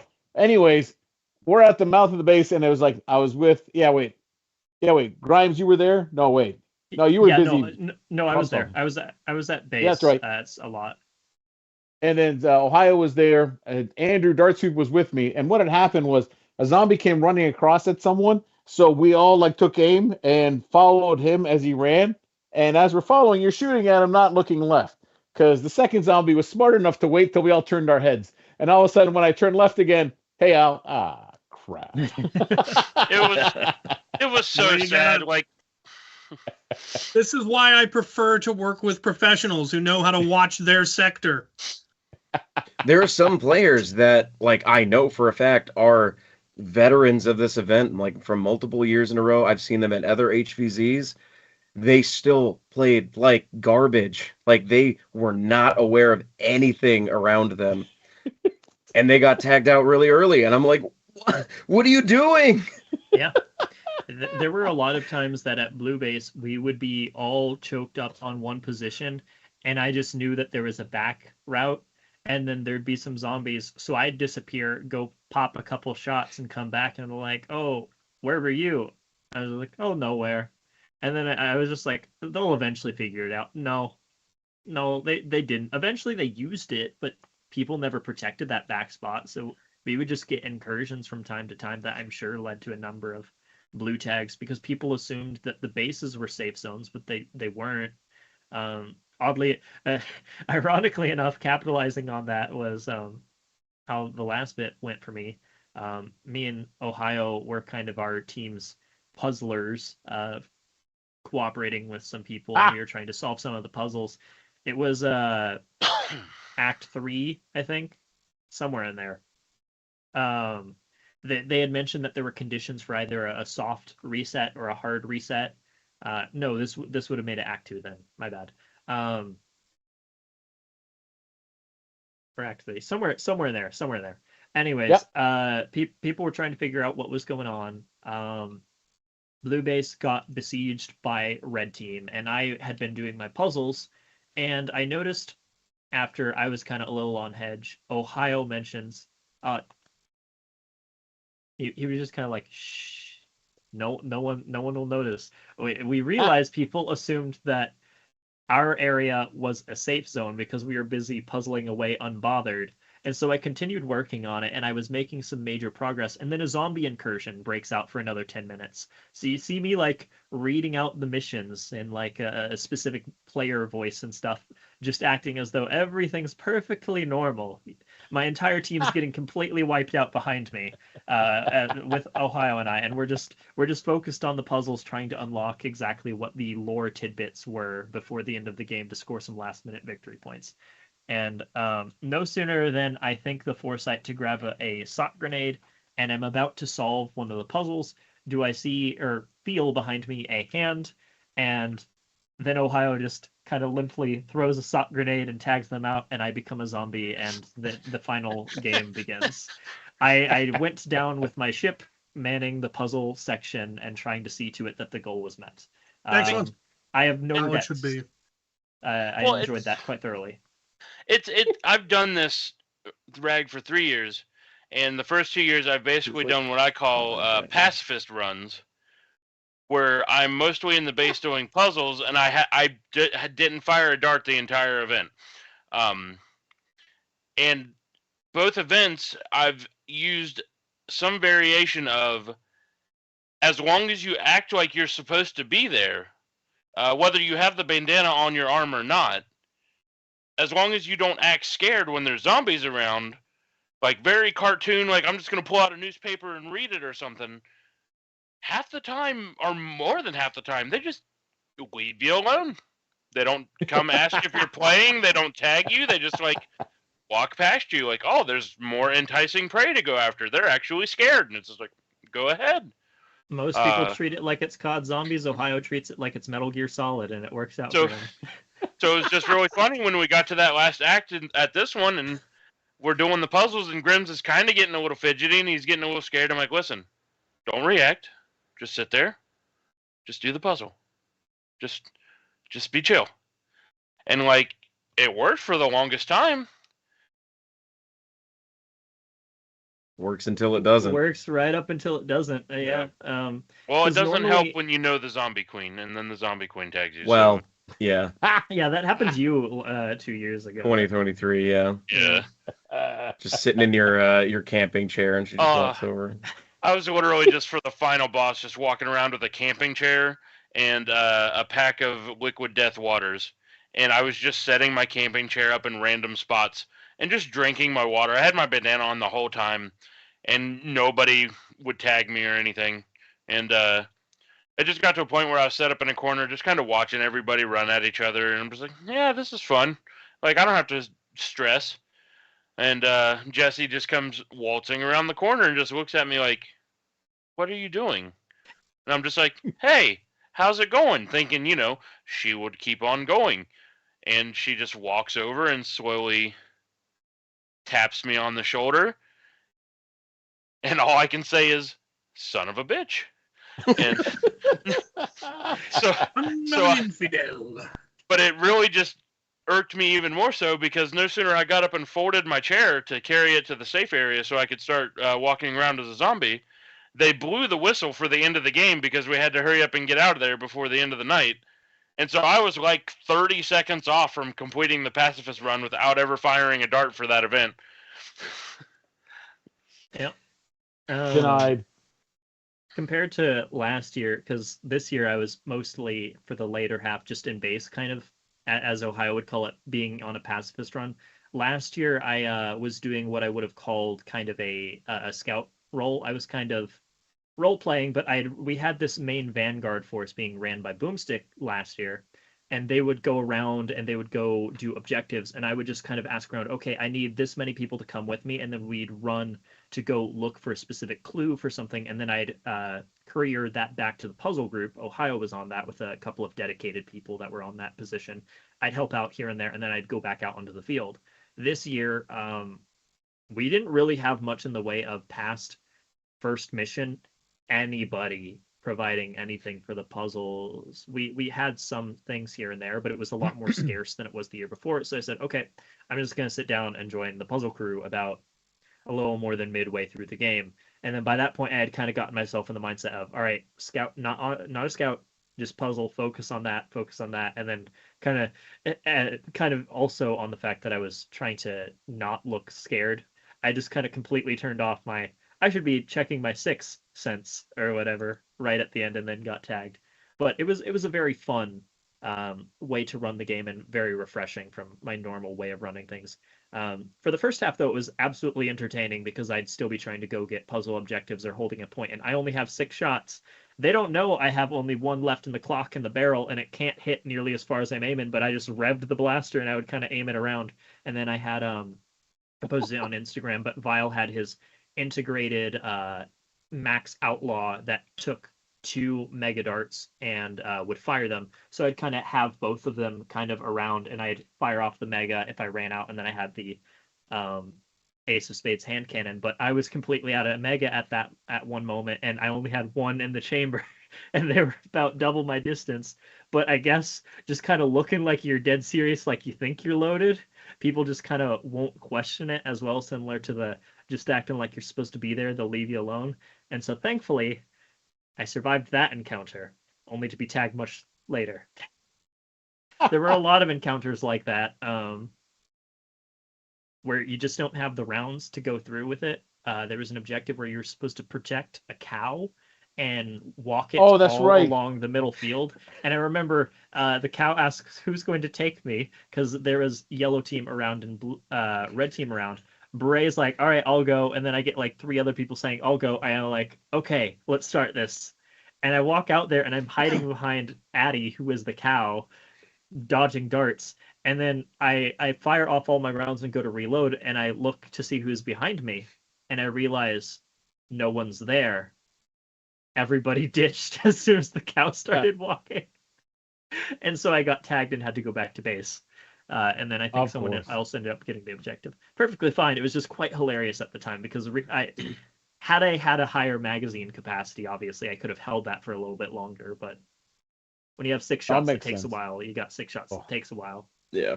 So for those following along at home, Addie Foam Blast is who we're talking about. She was dressed up as the cow, in case you didn't know it. Yep. Relatively certain that mission was also designed to feed humans to the zombies. Most missions are. It's the beauty of it. For those of you that have never done an HVZ, be well and thoroughly aware. The mods want you dead. There is such a thing known as a meat grinder.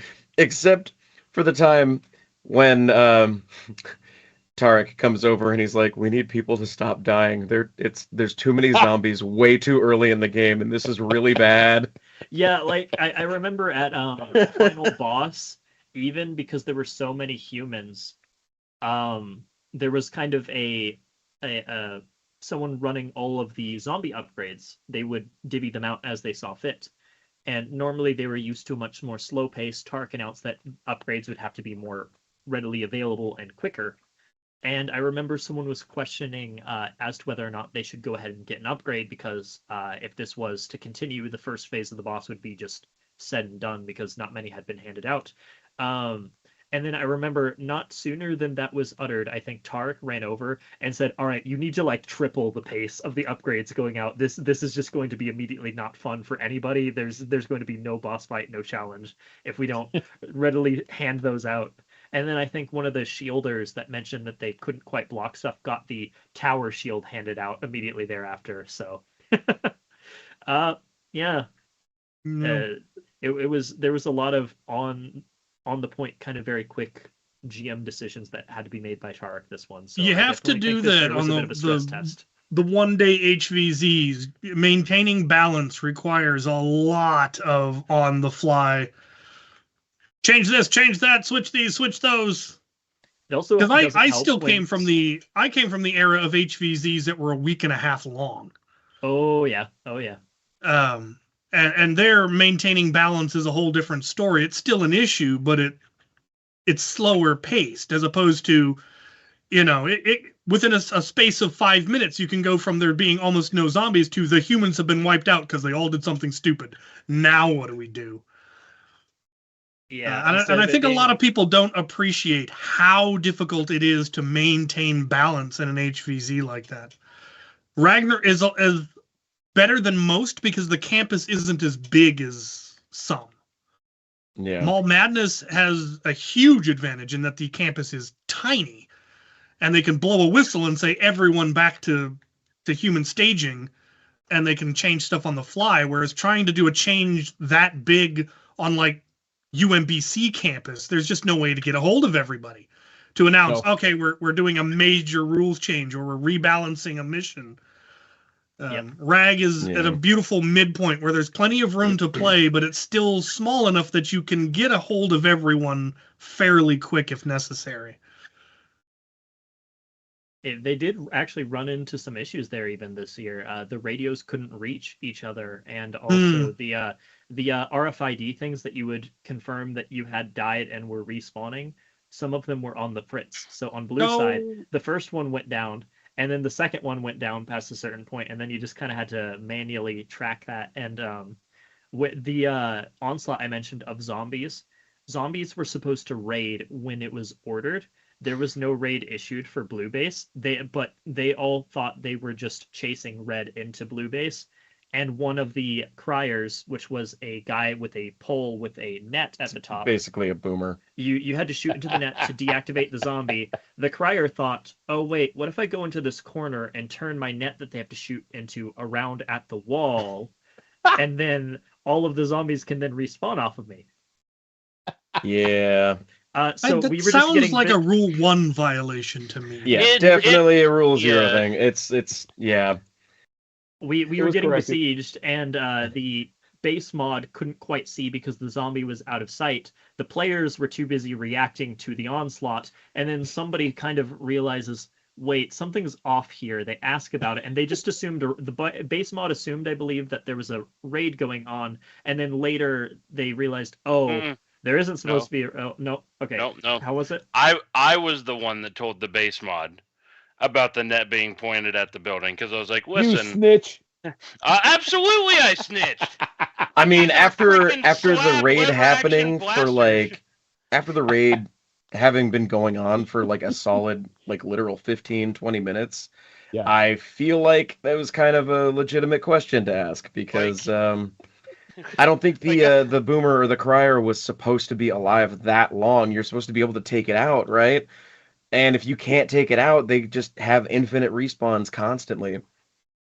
Oh, we all you with your logic. One of the zombie captains, Eli on the Fox Ups, was made aware of it randomly, being like, "Why is the horde just in blue base constantly? We're not supposed to be doing raids yet."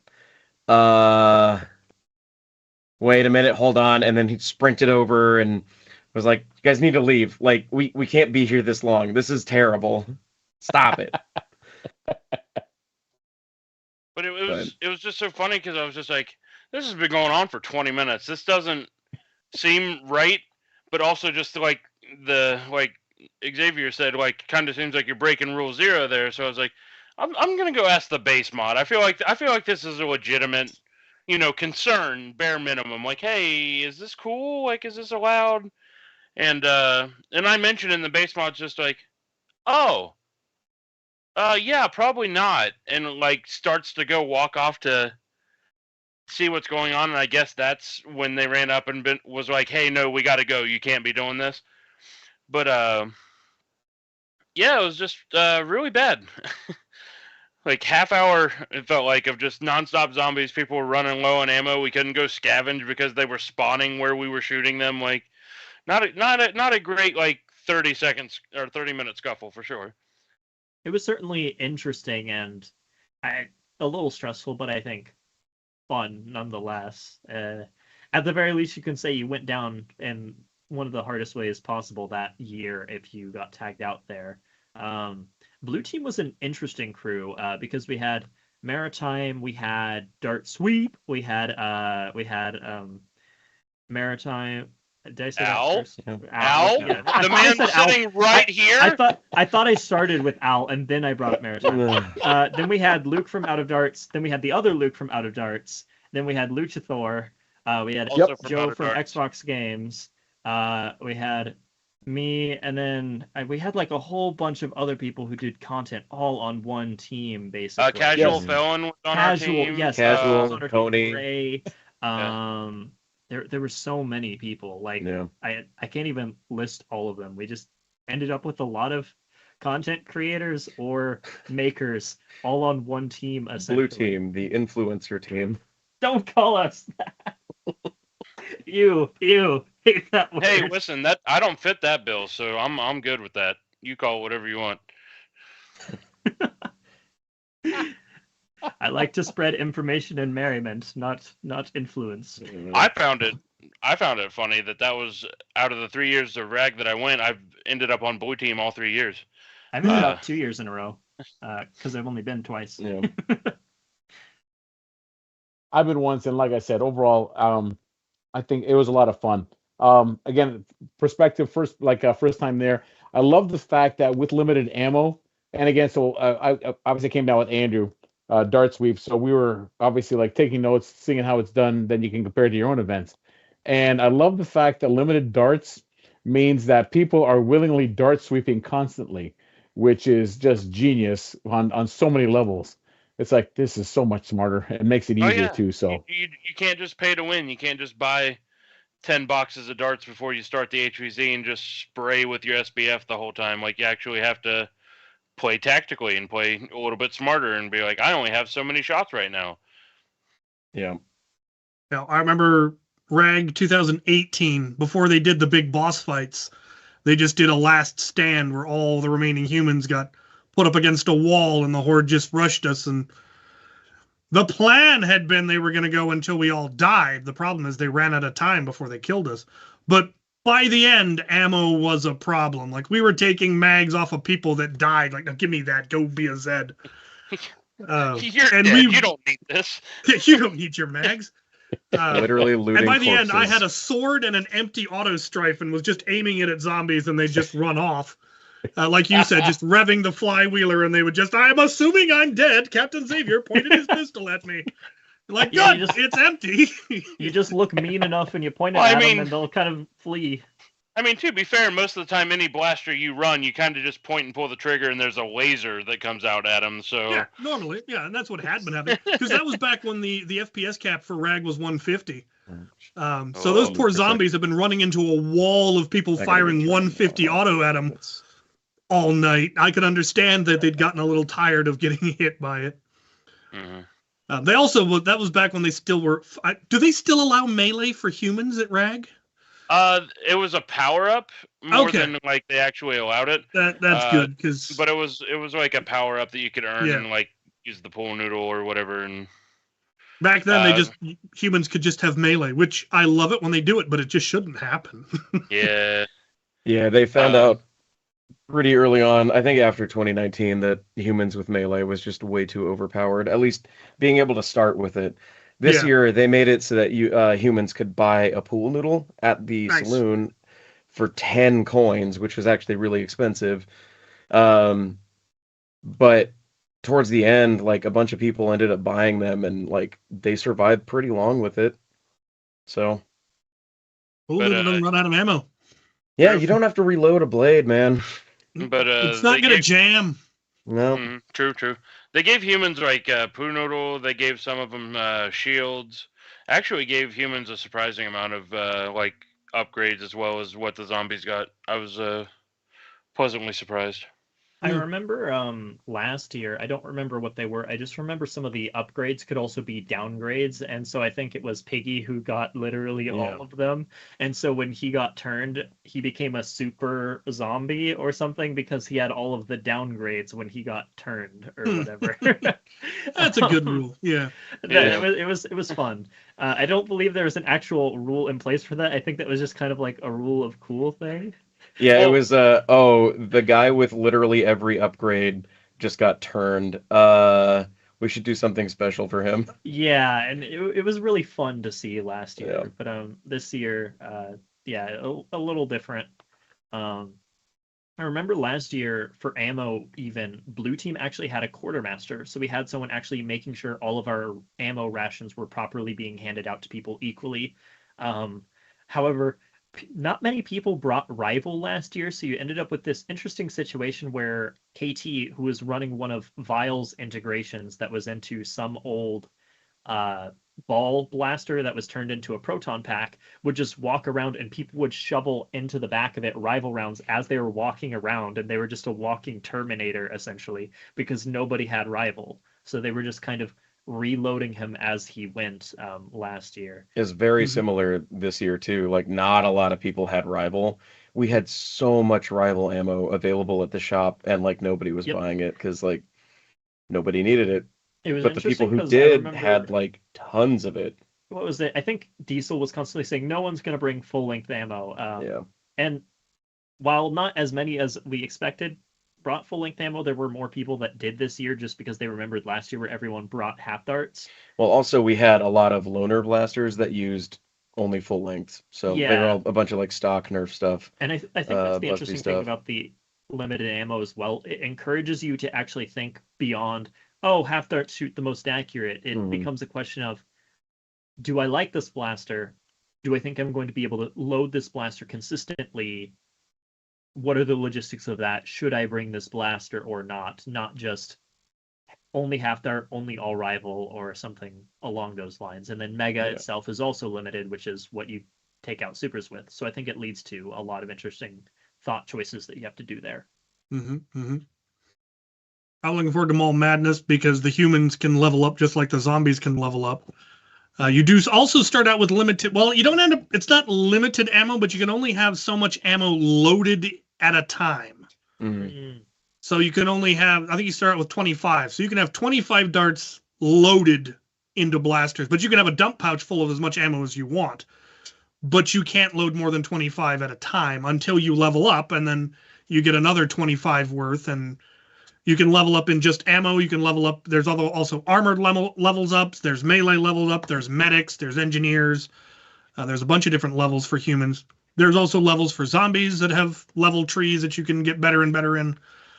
It's wild, but the limited ammo is an issue early in the game.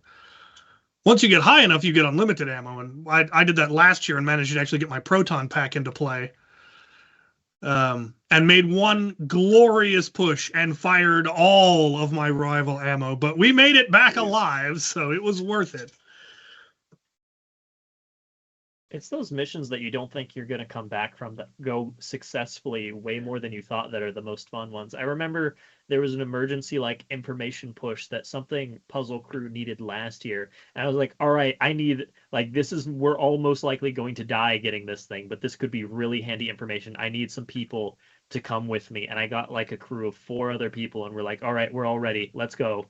And we went out, we slayed out. I remember somehow someone mentioned it to the Vanguard group and they're like, all right, no, we'll make a diversion so that way we can get the Horde's attention away from you, because this was like not quite final stand, this was like third act or something, a lot more zombies out in the field. We had some heavy resistance, but we actually managed to get the information back. I don't remember what it was, I just remember it was very difficult to get it, and when we got back everyone was just like, that was awesome, I never wanted to do it again, but I'd totally do it again. Yeah, the one we did, one of the mission objectives, the secondary mission objectives from All Madness last year, is you had to go to a station and inflate a balloon to a certain size, and there was a guide that would tell you how big you had to fill it up to, and you couldn't just fill it up. There was a pump you had to use that was very ineffective, if I recall correctly. And it was right in the middle of the giant cross of the mall. So there were zombies spawning on 3 sides of you. Ooh. And that you had to hold this crossroads, and there was one group that needed to complete this to complete their secondary objective, and so all the humans that were left, and there were not many of us, luckily there were a lot of medics, and if a medic gets to a high enough level, if the medic has their hand on your shoulder, you cannot be turned. And we had enough medics that a medic can put their hand on another medic. You just couldn't create a circle of medics, but you could create a chain of medics.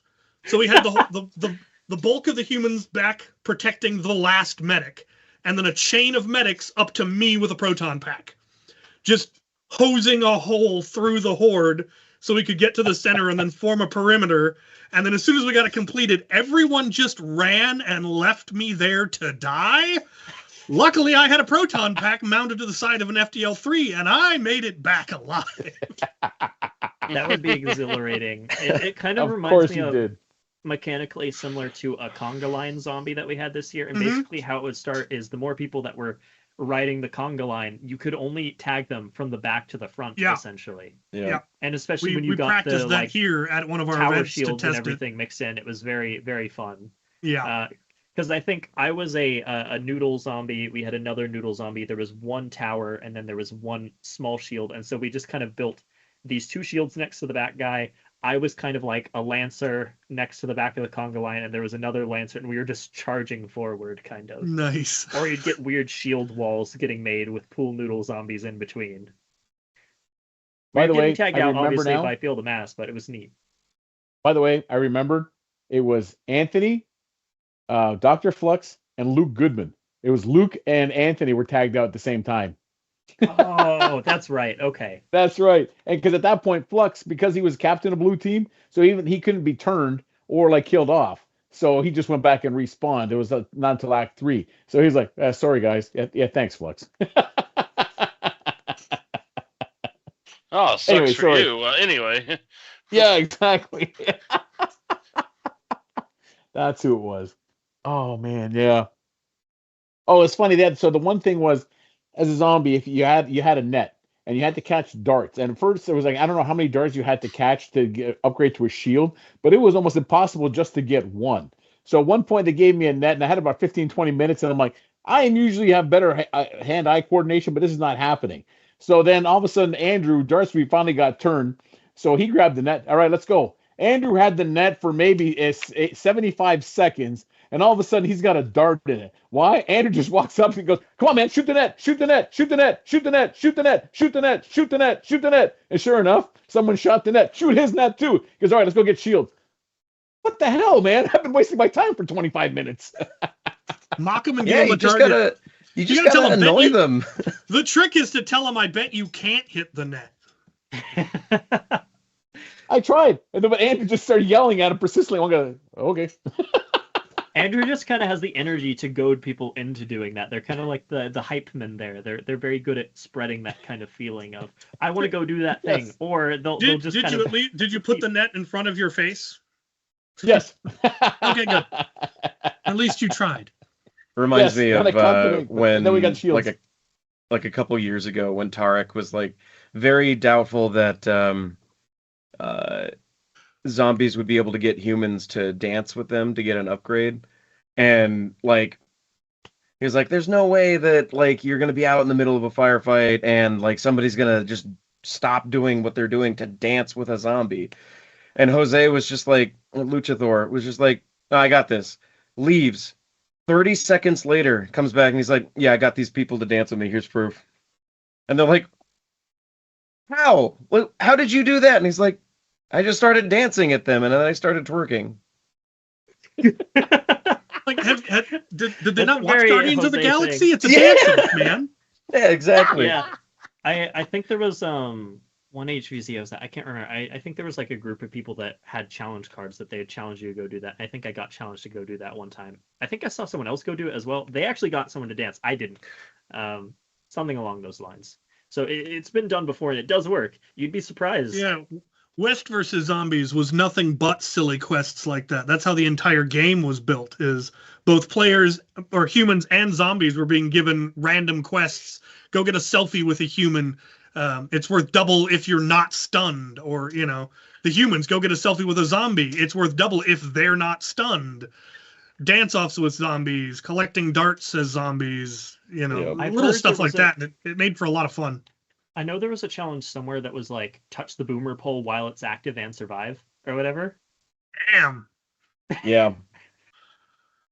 That's some Count and Coup nonsense there. Yes. Oh my. Oh, I guess in other news, we should make a side note before I forget, because I'll just forget as we keep talking about this. Survival Fest has made it official and announced their weekend for those following along at home. So yeah, Survival Fest is going to be the last weekend in May. That has been announced and that's made official. So if y'all didn't know, go check it out. But that's been made, and it will be again in Athens, Ohio, which is good. So I will not make it. I'm going to be in Europe. What do you know about Athens, Ohio over there, Ohio? What do I know? I used to moderate up at Athens in Ohio. That's what I know. A likely story. Seriously. We need someone to fact check that. It's a great campus for HVC. Great campus. It is. It was fun.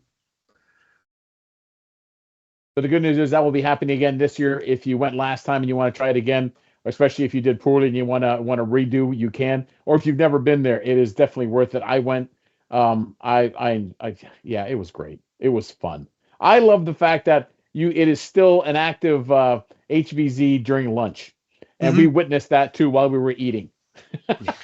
Yeah. Oh, it's such a great rule. Like once the game starts, if you're playing, like it doesn't matter if you're in Timbuktu. Like if there's a person that's also playing, they're a zombie. Like you better hope you have a handshake of like, let's not screw each other over. Otherwise, I guess you're sweeping in your tent and you're never getting out of your tent because. Don't handshake the zombie because that'll just turn you though. Yeah. That's Wasn't there a tag during an Athens game that took place in Cleveland? Yes. Yes. Or was it Columbus? It was one of the two. Yes, yeah. it was one of the two. Definitely a long distance tag during the game. Yeah. Yeah. Like in a parking lot in another town, they just ran into each other. And Only in Ohio. Only in Ohio. Yeah. Oh, that is great. Oh, that is awesome. Then also, I guess, so yeah, comp happened on Sunday. Also, I wanted to mention, if you've never been to like a competition, and the fact they put it in the stadium and that everyone had their tents, it just looked so very professional. which is nice. You know what I mean? So even without knowing, compared to what, like, I guess first tournaments or attempted plays at having something organized, it just looked so professional. And with the tents on the track, I was laughing at it. It almost looks like pit crews. For I the I mean, different had teams fun. all to get intents up and there. purposes, depending on who had what on their or in their tents, it essentially was a pit crew. Yep. I know I personally, for Fox Ups, was literally just loading their mags all day long, so they didn't have to do it. I've been on the loading pit crew for the Fox Ups. Yeah, it's always much appreciated. Ohio I'm gonna watch and load magazines because I'm getting tired just watching these kids run around. It's also a guaranteed seat undercover. Yeah. Yeah. Mm-hmm. So Although now at I one actually have point, that was kind of a one of those curse big for Ohio. battery systems, so I can hook up a fan and have it blowing in Yeah, the face. thanks for letting us borrow that again this year. Yeah. It actually came in really handy. Like halfway through the day, we needed to recharge lipos because half our team is using flywheelers, and that's pretty much brand new to us. Most of us used springers in the past.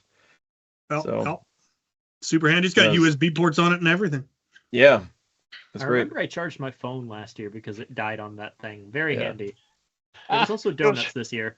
It was also just handy because a lot of the Fox Ups were having to do last-minute blaster adjustments because of shenanigans. It wasn't just like anything we did, it was the chronographs that were being used. I think like basically the first half of the day, the first chronograph they were using was almost dead, so it was just the readings were super off. And like I chronographed my links before we went down there, knowing that like usually it chronos a little hot in the different weather, right? Yeah. When I was up here, it was like, okay, I was like 185, 190. Perfect. If it can go up 10, whatever, it'll be fine for most of the part. It's the first shot that I chronoed was 231, and I'm like, that is way beyond like just standard deviation. So I was like, okay, let's try another one. It just kept going at like 225, 230. I think the highest one hit like almost 240, and I'm like, what is happening right now? It was crazy. I had to like swap barrels, swap springs, swap muzzle devices just to get it down as low as it needed to be. Yeah. But everyone was having that, especially since they had the new rule this year that before you went and played, instead of having chrono at the very beginning of the day, you chronographed right before every single match. That was to make sure that nobody, adjusted their stuff. And in theory, that was a great idea, but it was so rough because you never knew if your blaster was going to hit over or under, even if you had never touched it between rounds. Like, really ought to Patty, consider calibrating your chronographs there. Well, halfway through the day, they plugged it into a battery pack, and then it was reading just fine. Yeah. And we're like, what the? Okay. Did they only have the one chronograph? No, they had two, right? two, but they were only using one of them for the teams because it was just more efficient to go one by one. And because they only had the one staffer. Well, no, I meant Tarek, if you lined them up and shot through one chronograph and through the next chronograph, you could calibrate it and make sure that they're getting sane readings. Yeah, that's true. I think moment and whatnot. In their defense, I don't think they just didn't know. Like, the chronographs had been working all weekend otherwise, and like they didn't know a low battery was going to cause that. So in their mind, it was probably just like, all right, we're using this one chronograph, and everybody's getting some wild shots. And so like, I'm kind of surprised none of the teams had a chronograph to go check. Like, we had one at our 50 tent. above? Let me go test that on mine. We had one at our tent, and like, it might have also just been the weather. It was kind of hot. It could have been. And it was always kind of, I don't know. What was it? Reading all over the place. Russell ended up having to resort to, because they have a proprietary link that has a proprietary like spring system on the inside, so it's completely different parts, and it also has a proprietary barrel. Yeah. He was running too hot. He's like, this doesn't sound correct. What do? I can't literally swap out anything. He scraped the lubricant out. Yeah, he scraped the lubricant out and it was barely any lubricant in there, and it like dropped the FPS by about 20, and it was going like 180, 180, or 190, 190, 190, 170, 190, 190, 190, 170, 190, 190, 190, 170. But he's like, good enough. And then someone else ran into the same issue. He's like, all right, just do this. So you had players scraping the lube out of their Lynxes to get them to hit the cap, so that way, because they didn't have a quick way to like. It was such a janky sight watching people like pull their blasters apart and then just sitting there just like scraping stuff out of there, like wiping it out. So bad for some of You'd these people. think at some point somebody would have gone, I don't think this is right. Yeah. Well, I think that. Who knows? You would think. Well, I mean, to be fair, in the moment, it's more of like, To be oh, I gotta fair. hurry up and figure this out because Yeah. we're on deck and we have a match coming up, and so like that and no we one were all, really. the whole thing was just behind schedule. I think Yeah. by the end of the day, it ended up being an hour and a half behind schedule. I mean, it's Oh, yeah. always behind Rockets. schedule for comp day, but like, it was pretty bad because the very first match, the buckets stopped working and they had to sit there and troubleshoot it for like, it was almost like 25, maybe 30 minutes where they were fixing the buckets. And it was just, oh God, this is gonna compound over the day.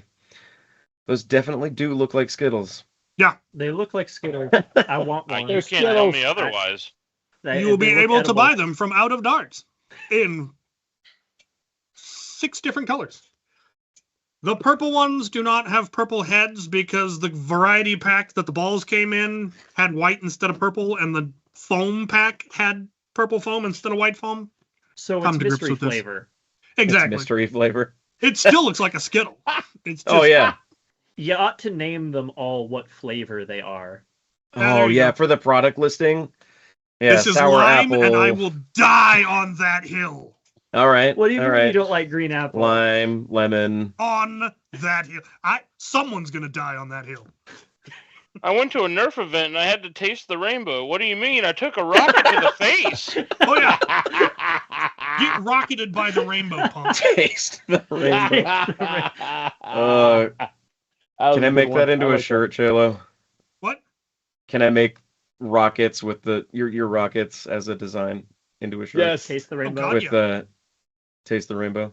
Oh, sweet That'd be- Jesus, yes. well, We can. Maybe I'll change the taste the rainbow so it's not No, trademarked, but It's get rocketed by the rainbow. Feel the rainbow? I mean, heal the rainbow. That might go some other ways in people's brains. No. well, that's It why is you fine. include a little stick figure with a rocket to the face. I don't see what's difficult about this. Maybe the flared rocket shaped object. Oh, Yesterday, Sergeant Deplorable and I came up with a new sport. Rocket bocce. Rocket Bazooka Oh. bocce. Rocket bocce. Bazooka bocce. We did mm. it. We filled the whole thing. We played it with Ultimator rockets using a Titan rocket as the jack. And it's going to be a thing going forward. There will be much Oh man. bazooka bocce. Are we gonna play that at Borst? Borst. are we gonna Oh, try? yes. Oh, There is going to be a side game Yes! of rocket bocce. all right. I'm making bazooka sure that bocce. I'm making that. I wasn't sure if I was gonna make it or not, but I'm gonna Now make you sure are. that we do that. Yeah. We've- No, 100%. Lance is bringing his Ultimator. I'll have probably 2 of my own. There will be Oh. bazooka bocce. So I don't know. I think rocket bocce sounds pretty good. Bazooka bocce has the alliteration. Rocket bocce has the rhyme. Bazooka bocce makes me think you're trying to say hibachi while you're sneezing. Hmm. Yeah. Does this mean we got to Bazooka rope bocce. off a rocket bocce court on your property there? No, I've got a field for that. I know, but you're gonna like put. Go We get some play- hula hoops. Well, like I said, you first thing you do is you launch a Titan rocket as the jack. That's the target, and then it's whoever can get the closest to it using their Ultimator. Problem Gotcha. is, in some cases, the Titan will fire farther than the Ultimators can. Oops. The real problem is if you make it a short field, my rockets are really accurate. I can't tell you how many bocce trophies my dad has, so I know bocce very well. So that's why I think you need a court. You got to have the 2 benches because that's when you have old Italian guys yelling at you all day in terms of what you did right and what you did wrong. I have played bocce on an official court in Italy, and I learned a very important lesson. Do not play games of manual finesse against surgeons. You're telling me that went poorly? I got absolutely trounced. Yep. There it's yeah. It is nuts, man. All right, we are running. We're almost to the Coming up. We are coming up. Ryan, do you have any announcements you want to let people know about anything you're working on, or any promotions, or anything that Silver Fox is doing? Yeah, so actually, oh crap, I don't have one with me. I didn't think about it. We have new motors. Containment Crew and Silver Fox came together again to make new brushed motors. We're calling them Raijin motors. They are 40,000 RPM and 3S. They're 130 cans. But basically, the idea was to make a motor and flywheels that would be paired with them, Fujin flywheels, that basically will hit competitive FPS as a combo. So they hit with a 40.5 millimeter cage. They hit high 170s, low 180s with brand new wheels. With dart dust built up, they'll creep into the 190s. So it's pretty perfect for a brushed competitive build. And then if you undervolt them to 2S, it'll hit on about 140. So it's perfect for super stock. So one cage to rule them all. And yeah. Are they available in the store already? They will be available soon once we actually get Charles his shipment, because they all came here. I have to mail those out. And Ragnarok happened, so we couldn't do that beforehand. So we had them in person at Ragnarok. I'm getting them to Charles. He will have them in person at Goucher HVZ. When is not this that? weekend, but next weekend. Yeah. People keep asking if I'm going, and like, I want to, but it's borscht. Yeah, exactly. And they were at Ragnarok and will be at the Goucher. Special, like, discounted in-person only pricing when they go back up on, or when they go onto the site for the like full launch of the motors. They will be $10 a motor. They are $9 a motor in person at the event temporarily. Nice. It's basically just to get as many in hand to people who are there to see them. They look really cool too. But yeah, and then the flywheels will be coming at some point in November. They're being made right now. Awesome. Ryan, do you have anything about FNC you want to share? Because that's the advantage. You mean next Grimm's? weekend? Yeah, sorry. Why did I say Grimes? I was looking at it's because I'm old and Kimes and Grimes. Everyone's just one person. But anyway, you didn't even say Kimes or Grimes. I you know, said Ryan. Dude. I'll be honest. I don't know who either of these two people are. Sometimes I'm not sure if you know who I am at times. So this is normal. I just had a old man yell at me to get on the computer, and I don't know what happened. Yeah. See, that's how this works. So, Grim. It's really funny because everyone always pronounces it as Grimes the first time. I'm like, no, it's Grims. It is, and I know that too, but it just came up. Anyways, go ahead, brother. It's fine. As far as announcements go, I guess, well, Andrew already mentioned it in chat, but I will probably be on sometime next week or the week after with Dart Sweep. And then aside from that, as soon as I get back from my flight, because I'm going to be in Washington for a while, I won't be back from my flight until like Sunday night. So right as FNC production week starts, and normally I would have had a head start. Episode release might be a little delayed. We'll try and get everything there. I'm going to see if I can't talk to Jang about, if not this episode, next episode, about After Rag competitive breakdown for how the event went, since we've done that for the past couple of competitive events, and we like to have Jang on to give their thoughts on that. Aside from that, things continuing as normal, I think, for us. Ohio? Very good. I'm just here.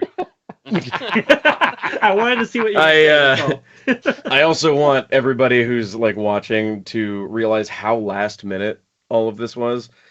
Al kind of mentioned something to us at Ragnarok while we were all like friggin' delirious. He messaged me on Facebook at 10:25 a.m. my time this morning. Hey, you up for tonight? Rag debrief? Look, And then I'm he on the voluntold. show.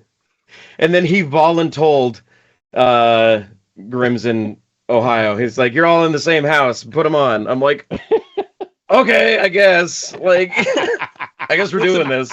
Technically, you had more notice than I did, and I'm part of the show. Well, it was so funny because he was talking to Ryan, and Ryan's like asking me because we're sitting right beside each other. He's like, "Yeah, I guess Al wants to see about you coming on the show," and I'm like, "Yeah, I guess I could do that." Before I can even finish saying "Yeah, that's fine," Al just sends me a message on Messenger like, "Hey, you're getting on the show." Not will you be on the show? Do you care? You're getting on the show. This is And you're welcome. This was awesome. This was awesome. Yeah. Big It was a love good to all time. my Good. WFA people. This is it made sense just because we were all at the event anyways. It's an easy group, and then also if one of us slip up, the other one can call us out on it. Never mind the different perspectives. So it just made a lot of sense. Now, We all even were eating at the same places and had the same hotel. It was crazy. It made it just so much easier. All right, one last thing, Cap. You got anything? I do. I have one last thing. So, how many of you have witnessed a Jericho in person? Jericho?